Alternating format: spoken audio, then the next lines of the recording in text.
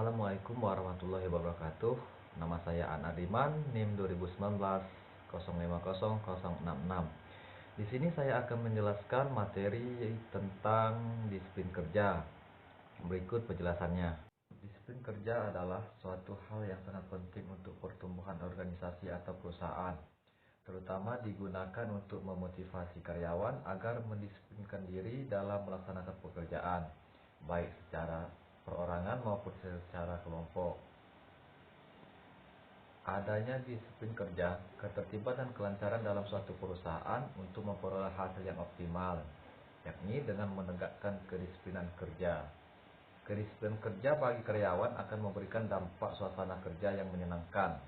Hal ini tentu menjadi lebih semangat dalam menyelesaikan pekerjaannya dengan baik.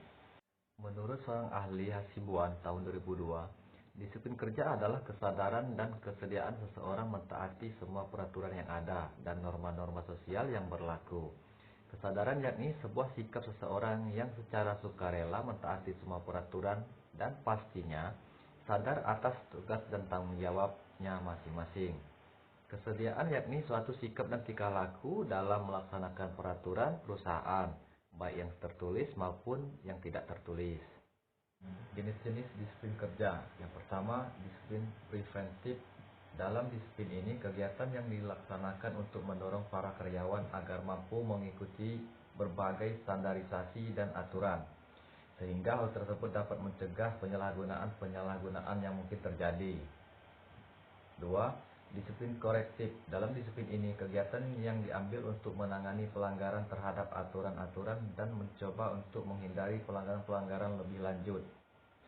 Yang ketiga, disiplin progresif. Dalam disiplin ini, memberikan hukuman-hukuman yang lebih berat terhadap pelanggaran-pelanggaran yang terus berulang.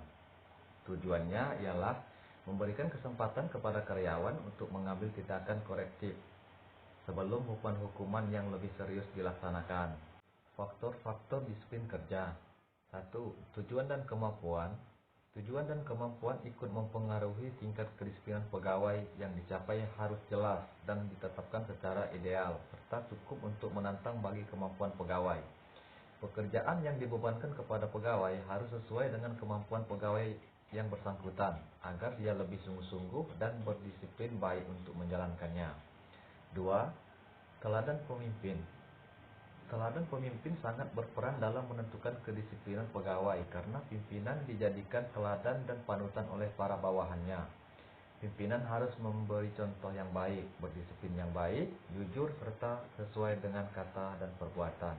3. Balas jasa atau gaji dan kesejahteraan ikut mempengaruhi kedisiplinan pegawai terhadap pekerjaan. Jika kecintaan pegawai semakin baik terhadap pekerjaan, maka kedisiplinan mereka akan semakin baik pula.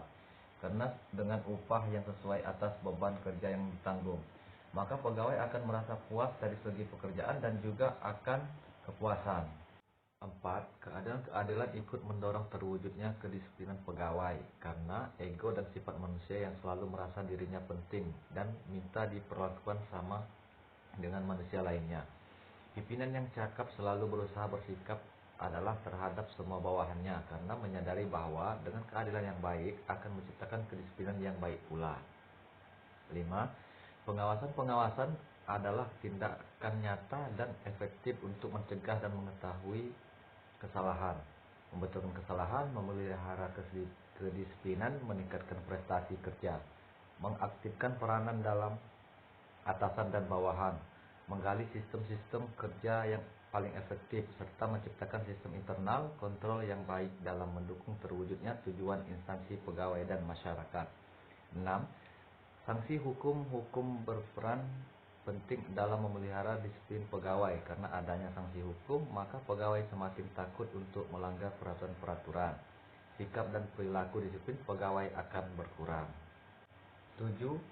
Ketegasan pimpinan dalam melakukan tindakan akan mempengaruhi kedisiplinan pegawai.